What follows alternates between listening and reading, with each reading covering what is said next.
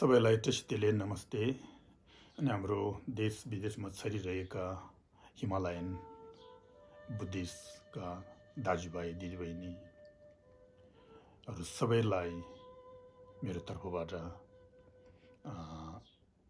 नमस्कार भन्न चाहन्छु। सबैलाई थाहै छ अब भोलिदेखि हाम्रो हिमालयन बुद्धिस्टको सका दावा भन्ने चाहिँ सुरु हुँदैछ।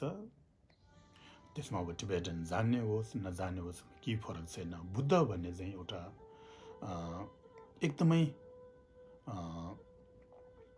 संसारको दुःखलाई हटाएर एउटा सुखको जीवन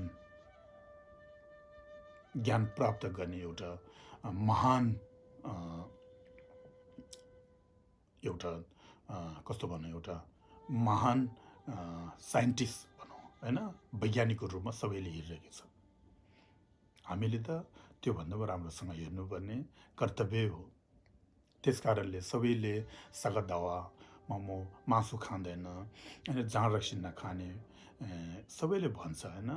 ओ तपाईँ सगा दावामा त म मासु एउटा पनि खाँदैन भन्छ, तर पनि मासु भन्दा पनि बुद्धको एउटा प्रवचन, बुद्धको उपदेश हैन, बुद्ध किन संसारमा जन्म भयो? पहिलो कुरो यो भनौँ, किनभने सका दावा भन्ने चाहिँ एउटा बुद्धको धेरै उहाँले मिरेकल देखाएको छ हैन। तर पनि मेन चाहिँ के हो भने लुम्बिनीमा उहाँ पैदा हुनुभयो हैन। अनि बोधगया हैन, दुर्जेदिन भन्छ, दुर्जेदिनमा लुम्बिनीमा पैदा हुनुभयो। त्यहाँबाट उहाँ आफै किनभने भिक्षु हुनुभयो, त्यहाँबाट बोधगयामा उहाँले बुद्धको ज्ञान प्राप्त गर्नुभयो। अनि त्यहाँबाट उहाँ कुशीनगरमा उहाँ परिनिर्वाण हुनुभयो हैन। त्यही चारवटा बुद्धको महान मिरेकललाई हामीले सका दावामा एकदमै महत्त्वपूर्ण मान्ने कारण त्यस कारणले हो।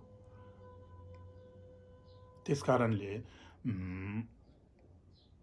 हामीले सगा दावामा म मासु खाँदैन, 15 दिनसम्म म छेवाचोङसम्म मासु नखाने, पूर्णिमासम्म मासु नखाने भन्ने मान्छे धेरै छ हाम्रो हैन। तर पनि म मान्छेलाई झुट नबोल्ने, मान्छेको पशुपन्छीको ज्यान नलिने, अनि मस्कुटो अनि ककरेजहरूको ज्यान नलिने हैन।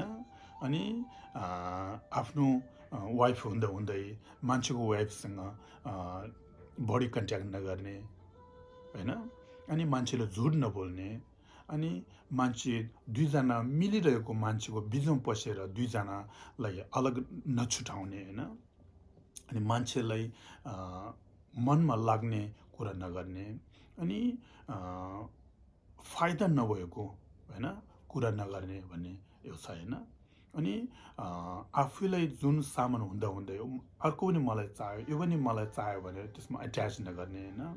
अनि यो मान्छेलाई म जसो गरी पनि दुःख दिन्छु भन्ने त्यो नसोच्ने हैन।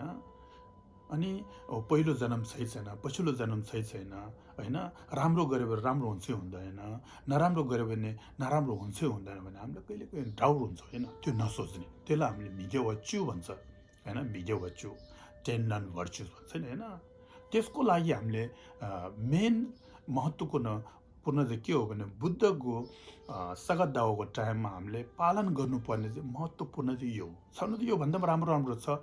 हामीले अरूको केही गर्नु नसक्यो भने हैन, 10वटा 10 नन भर्चुस भन्ने जुन हामीलाई दुःख दिनेको एउटा कन्डिसन छ नि, त्यो दुःख दिने हो कन्डिसनलाई हामीले कसो गरी रोक्ने, कसो गरी हटाउने चाहिँ त्यो हामीले प्रयास गर्नुपर्छ।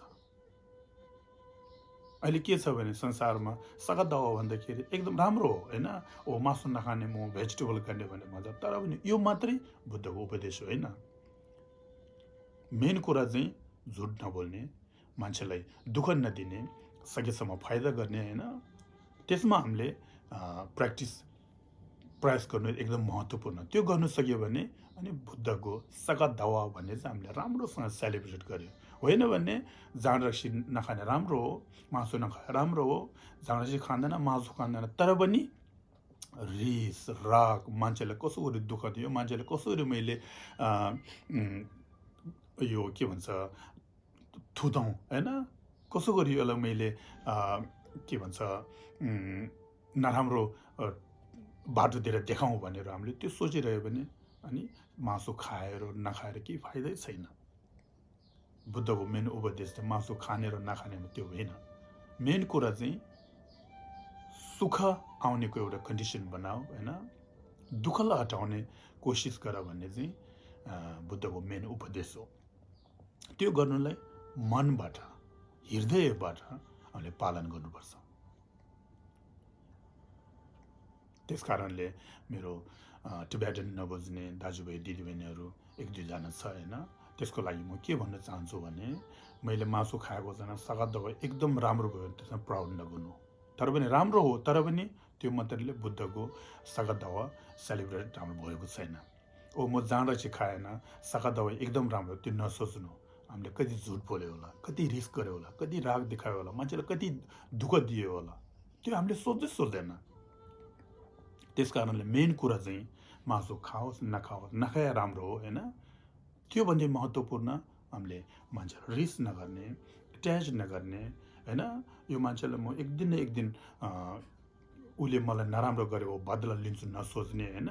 यो मान्छेले एकदम नराम्रो छ मनै पर्दैन भन्ने, त्यो गरे बस्यो भने मासु खायो नखायो केही फरकै छैन। त्यस कारणले मासु नखानु भनेर मात्रै होइन होइन, त्योभन्दा पनि राम्रो मान्छेलाई रिक्वेस्ट के गर्नु भने हामीले झुट नबोल्ने। अब अहिलेसम्म झुट बोले हामीले पाप धेरै गऱ्यो होइन। अनि 2जनाको मिलिरहेको मान्छेको बिचमा पसेर अनि हामीले 2जना छुटाउने काम नगर्ने होइन। अनि के फाइदै नभएको कुराहरू गर्ने होइन। अनि मान्छेलाई मनमा लाग्नेको कुरा नगर्ने, यस्ता धेरै थरीका बुद्धको यो छ उपदेशहरू छ। त्यसमा हामीले पालन गर्न सक्यो भने हाम्रो सगत दवा चाहिँ एकदम राम्रो हुन्छ। त्यो गर्यो भने बुद्ध खुसी हुन्छ, आफ्नो गुरुहरू खुसी हुन्छ, आफ्नो घरभित्र मेलमिलाप हुन्छ, दाजुभाइ दिदीबहिनीसँग मेलमिलाप हुन्छ, आफ्नो छिमेकीसँग मेलमिलाप हुन्छ। यस्तो गरेर हामीले देशमा संसारमा शान्ति फैलाउनुपर्छ। जाँड रक्सी नखाए राम्रो हो, तर पनि भित्रभित्र झगडा गरेपछि के फाइदा। जाँड रक्सी त खाएको छैन, भित्रभित्र मान्छेलाई झगडा गर्ने, भित्रभित्र मान्छेलाई दुःख दियो भने केही फाइदा छैन। त्यस कारणले सगत दवा भन्ने आजदेखि हामी सुरु गरेर म यस्तो नगर्ने, यस्तो गऱ्यो भने यस्तो हुँदो रहेछ भन्ने चाहिँ तपाईँहरू पालन गर्न सक्यो भने योभन्दा राम्रो बुद्ध खुसी हुने उपाय केही पनि छैन। त्यस कारणले सबैले त्यसमा प्रयास गर्नु होला भन्ने मेरो बिन्ती छ। यसमा अहिले केही भन्नु नजानेको नेपाली कुरो पनि यति नआउने रहेछ होइन। यसमा के मैले गल्ती छर्यो भने गल्ती गरेछ भने अनि क्षमा गर्नुहोस् भन्ने मेरो 2 हात जोडेर म भन्न चाहन्छु। धन्यवाद।